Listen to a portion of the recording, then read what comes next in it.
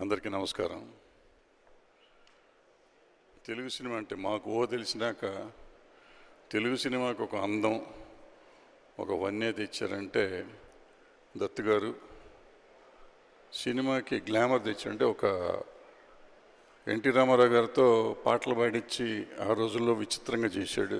ఎవరి పిచ్చోడు అనుకున్నాం. అప్పుడు సినిమా రిలీజ్ అయినాక మమ్మల్ని పిచ్చోళ్ళని చేశాడు. ఆ తర్వాత రాఘవేంద్రరావు గారు మాస్టర్ క్రాఫ్ట్స్మెన్. తెలుగు సినిమాకే కాదు, భారత సినిమాకే ఒక రకమైన కొత్త ఒరవడి సృష్టించాడు. వీళ్ళిద్దరూ కలిసి ఎన్ని సినిమాలు చేశారో దిక్కుమొక్కు లేదు. వీళ్ళిద్దరూ కలిసి అద్భుతాలు చేశారు. అలాగే మనకి ఎక్విప్మెంట్లో అద్భుతమైన కొత్త ఎక్విప్మెంట్లు కానీ సినిమా ఇండస్ట్రీ తెలుగు ఎప్పుడు చిన్న సెక్టర్, అంటే భారతదేశంలో తెలుగు రీజనల్ లాంగ్వేజ్ కాబట్టి చాలా దూరంగా ఉండేది. అటువంటిది ఏసీఎస్ వచ్చి ఎక్విప్మెంట్లో రెవల్యూషన్ తీసుకొచ్చింది. దాంట్లో భాగస్వామి అయిన మా కిరణ్ దీనికి ప్రొడ్యూసర్ అయ్యి, దత్తు గారు అయ్యి, సరే మా కృష్ణ గారు పద్మాలయ సంస్థల గురించి మీకు అందరికీ చెప్పక్కర్లేదు. మా బంగారి కూడా కలిసి, వీళ్ళు ముగ్గురు కలిసి మా జయకృష్ణని పరిచయం చేస్తూ, అట్లాగే తడాని దడదళ్ళాడిస్తూ ఉంటుంది ఆ పిల్ల. వీళ్ళు అద్భుతంగా తీశారు.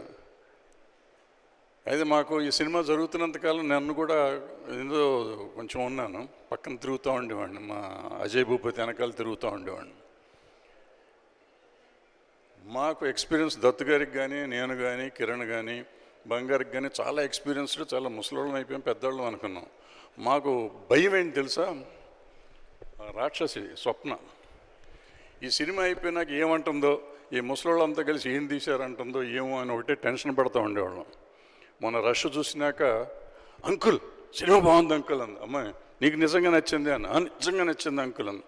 దాంతో మేమందరం పరీక్ష పాస్ అయినట్టు ఉంది. ఎప్పుడు మేము స్కూల్లో, మేమంతా కాలేజీల్లో, స్కూల్లో ఎగ్జాములు పాస్ అయిన లెవెల్లో మా స్వప్న గారు మాకు సర్టిఫికేట్ ఇచ్చారు. సో వీళ్ళందరూ కలిస్తే గొప్ప సినిమా వస్తుందని మాకు తెలుసు, కానీ నిజంగా వచ్చింది.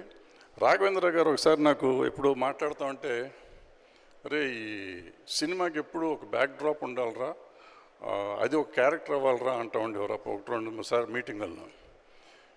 ఈ సినిమాకి నేను అజయ్ భూపతి విసుక్కునేవాడిని. నేను ప్రతిసారి ఒక కొత్త లొకేషన్ చూపించి, కొత్తది అంటే ఏందా ఈ సినిమా ఏంటి, లోకం ఏంటి, మనం ఎక్కడికి వెళ్తున్నాం, ఎందుకు అయ్యే బడ్జెట్ అని రోజు గొనుక్కునేవాడిని, అతని మీద ఇసుక్కునేవాడిని, చేసేవాడిని. కానీ ఎప్పుడైతే రష్ చూసానో అసలు పిచ్చెక్కిపోయింది, మచ్చడగొట్టేశాడు.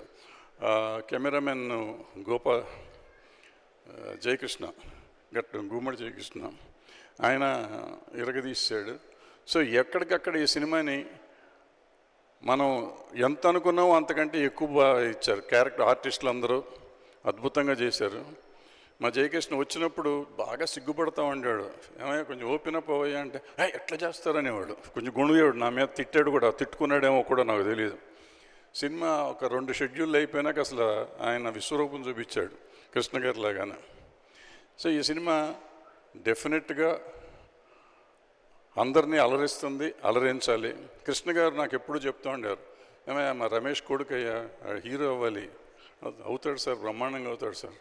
ఏమో నేను చూస్తానో చూడను అనుకుంటా, నేను చూడకుండానే వెళ్ళిపోయారు. బట్ ఆయన ఎక్కడున్నా కానీ డెఫినెట్గా మా జయకృష్ణని ఆశీర్వదిస్తారు. ఈ సినిమా సూపర్ సక్సెస్ అవ్వాలని, అవుతుందని ఆశీర్వదిస్తూ సెలవు తీసుకుని థ్యాంక్ యూ.